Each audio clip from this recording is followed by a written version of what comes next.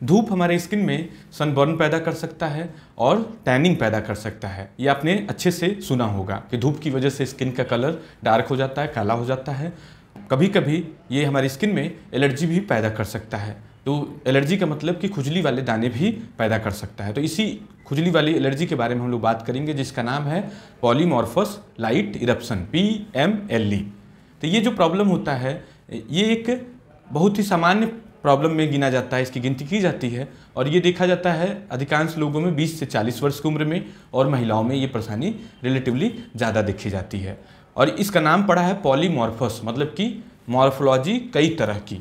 तो इस एलर्जी में व्यक्ति के जो खुले हिस्से होते हैं, विशेष करके जैसे कि पीछे गर्दन का हिस्सा, आगे गर्दन का आगे चेस्ट का हिस्सा, हाथ का जो एक्सटेंसर एस्पेक्ट होता है, जैसे हम लोग चलते हैं तो ऐसे चलते हैं, ऐसे नहीं चलते हैं, तो ऐसे चलने से ये वाला जो हिस्सा होता है, ये हिस्से पे दाने पैदा हो जाते हैं, जिसको बोला जाता है एक्सटेंसर एस्पेक्ट। तो इस पे जो होते हैं लाल लाल छोटे छोटे दाने देखने को मिल सकते हैं।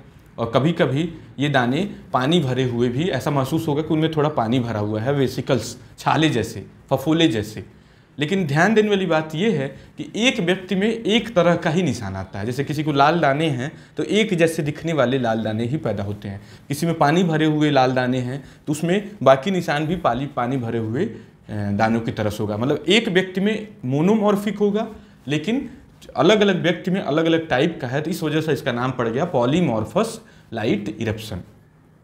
तो ये जो परेशानी होती है ये अधिकांश लोगों में जो सीजन चेंज होता है उस समय ज़्यादा देखने को मिलती है। जैसे कि स्प्रिंग में या फिर जो गर्मी अभी शुरू हो रही है, तो ये गर्मी का जो शुरुआती समय होता है उस समय ज़्यादा देखने को मिलता है। और ये काफ़ी तेज़ गति से होने वाला रिएक्शन है। जैसे आप धूप में गए तो आपको 1 से 2 दिन के अंदर ही एलर्जी पैदा हो जाएगी, और आपने धूप से एकदम अच्छे से प्रोटेक्शन कर लिया तो ये खुद भी 2 से 3 हफ्ते में अधिकांश लोगों में ठीक हो जाती है, अपने आप ठीक हो जाती है। बहुत थोड़े लोगों में ही दवाई की ज़रूरत पड़ती है सन प्रोटेक्शन के अलावा।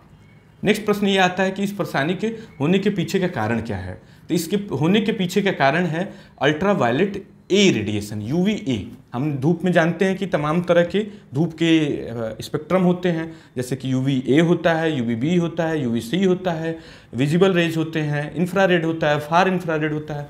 तो धूप के तो मल्टीपल स्पेक्ट्रम हैं, लेकिन उसमें जो UVA है, UVA, तो वो जो होता है PMLE कराता है। जो UVB है वो क्या करता है, तो अभी जो हमने डिस्कशन के शुरुआती फेज में बात की, सनबर्न और टैनिंग, तो ये 2 परेशानी UVB से होता है। लेकिन UVA जो होता है वो स्किन की ये वाली एलर्जी पैदा करता है, जिसको PMLE बोला जाता है।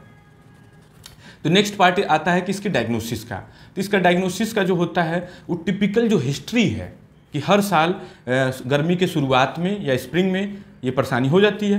कुछ लोगों में ये देखा गया है कि जो गर्मी से जो ठंड वाला ट्रांजिशन होता है, मतलब उधर अक्टूबर वाला, अक्टूबर नवंबर, तो उस दौरान भी देखने को मिलती है। लेकिन अधिकांश को जो फरवरी, मार्च, अप्रैल वाला जो महीना है उसमें, तो हर साल ये प्रॉब्लम शुरू हो जाती है। और धूप लगने के बहुत तेज़ी से कुछ घंटों में या फिर 1-2 दिन में प्रॉब्लम शुरू हो जाती है।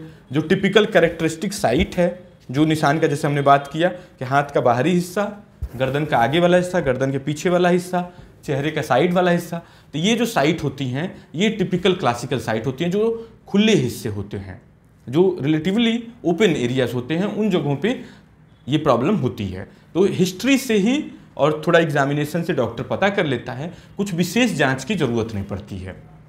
नेक्स्ट पार्ट आता है कि इसका ट्रीटमेंट कैसे हो। इसके ट्रीटमेंट में जो सबसे महत्वपूर्ण चीज़ है वो है सन प्रोटेक्शन। चूँकि धूप की एलर्जी है तो इसमें धूप से बचना सबसे प्राइमरी स्टेप हो जाता है। तो धूप से बचने के लिए ये ध्यान देना है कि हमें हर वो मेजर अपनाने हैं जिसमें UVA जो है वो हमारी स्किन पे न आ सके। तो पहला काम हम लोग ये कर सकते हैं कि फिजिकल मेथड सन प्रोटेक्शन का अपना सकते हैं, जैसे कि कपड़े से इसको अच्छे से ढक लिया, स्कार्फ से ढक लिया, छाता इस्तेमाल कर लिया, ब्रॉड रिम्ड हैट यूज़ कर लिया, लंबा टोपी वाला हैट यूज़ कर लिया, फुल बाह वाले कपड़े पहन लिए, ग्लव्स चाहें तो पहन सकते हैं, फुल गर्दन ढकने वाला शर्ट पहन सकते हैं। तो इस तरह से आपको कोशिश करना है कि कपड़ों से प्रोटेक्ट करना है। नेक्स्ट पार्ट ये आता है कि सनस्क्रीन यूज़ किया जाए। तो सनस्क्रीन में ये ध्यान देना है कि ब्रॉड स्पेक्ट्रम सनस्क्रीन यूज़ करना है, जिसका SPF 30+ हो, और संभव हो तो फिजिकल सनस्क्रीन जो होते हैं वो ज़्यादा बेहतर माने जाते हैं। तो अभी के समय पे केमिकल प्लस फिजिकल सनस्क्रीन दोनों का कॉम्बिनेशन ज़्यादा पॉपुलर है। तो जो फिजिकल सनस्क्रीन है उसमें जिंक ऑक्साइड और टाइटेनियम ऑक्साइड नाम के मॉलिक्यूल काफ़ी ज़्यादा पॉपुलर है। तो सनस्क्रीन का उपयोग किया जाए, धूप से बच जाया जाए, तो ये प्रॉब्लम काफ़ी लोगों में अपने आप ठीक हो जाती है, मतलब दवाई की ज़रूरत ही नहीं पड़ती है। लेकिन कुछ लोगों में दवाइयों की ज़रूरत पड़ती है, तो उस कंडीशन में टॉपिकल जो कॉर्टिकोस्टेरॉइड ग्रुप की क्रीम्स हैं वो सबसे ज़्यादा फायदेमंद मानी जाती हैं, जिसमें कि क्लोबेटासोल, हैलोबेटासोल, मोमेटासोल नाम की क्रीम काफ़ी उपयोग में लाई जाती है। इसी तरह से टैक्रोलिमस नाम का ऑइंटमेंट भी यूज किया जा सकता है। खुजली को रोकने के लिए एंटीहिस्टामिन ग्रुप की दवाइयाँ जैसे डेस्लोरेटिडिन, लीवोसिट्राजिन, फेक्सोफेनेडिन, इस तरह की दवाई आपका डॉक्टर दे सकता है। यदि एलर्जी बहुत तेज है तो उस कंडीशन में ओरल कॉर्टिकोस्टेरॉइड ग्रुप की दवाई दी जाती है, जैसे कि प्रेडनिसोलोन या फिर मेथाइल प्रेडनिसोलोन। तो ये दोनों दवाइयाँ बहुत तेज काम करती हैं और बहुत ही कारगर होती हैं। ये जितनी भी दवाइयाँ हैं, ये दवाइयाँ आपका डॉक्टर ही दे सकता है, आपको खुद से नहीं लेना है, क्योंकि स्टेरॉइड ग्रुप की दवाइयों के साइड इफ़ेक्ट हो सकते हैं। तो ये दवाइयाँ आपको खुद से प्रिस्क्राइब नहीं करना है। इसी तरह से एक एंटी मलेरियल ग्रुप की दवाई होती है जिसका नाम होता है हाइड्रोक्सीक्लोरोक्विन। तो वो दवाई भी इसके इलाज में कभी कभी इस्तेमाल की जाती है। बहुत असामान्य परिस्थितियों में डॉक्टर आपका इम्यूनोसप्रेसेंट ग्रुप की दवाइयाँ दे सकता है, जैसे कि एजाथायोप्रिन, साइक्लोस्पोरिन, मेथोट्रेक्सेट, इस तरह की दवाइयाँ भी आपका डॉक्टर दे सकता है।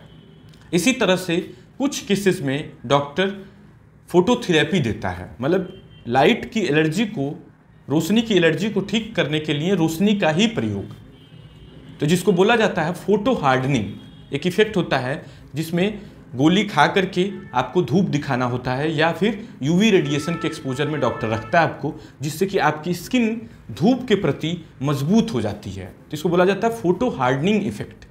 तो धूप का इलाज, रोशनी का ही इलाज रोशनी की एलर्जी में उपयोग में लाया जाता है। तो ये कभी कभी बहुत ही ज़्यादा सेंसिटिव लोगों में डॉक्टर इसको उपयोग में लाता है। तो पहले तो कम डोज की रेडिएशन दी जाती है, फिर धीरे धीरे उसका डोज या और समय बढ़ा दिया जाता है, धूप का या जो रोशनी है उसका। तो इस तरह से इस प्रॉब्लम को टैकल कर लिया जाता है। तो निष्कर्ष के तौर पे ये बहुत ही सामान्य प्रॉब्लम है। जो खुले हिस्से हैं, गर्दन का खुला हिस्सा, हाथ का खुला हिस्सा, उन पे ये प्रॉब्लम होती है। विशेष सीजन में देखा गया है, जैसे कि स्प्रिंग या फिर समर में। इसका ट्रीटमेंट जो है वो लाइट से प्रोटेक्शन है। तो लाइट से protection physical method plus chemical method दोनों तरीके से करना है। ज़रूरत पड़ने पे स्टेरॉइड क्रीम्स या फिर कुछ दवाइयों का इस्तेमाल कर लिया जाएगा और ये प्रॉब्लम खत्म हो जाएगी। Thank you.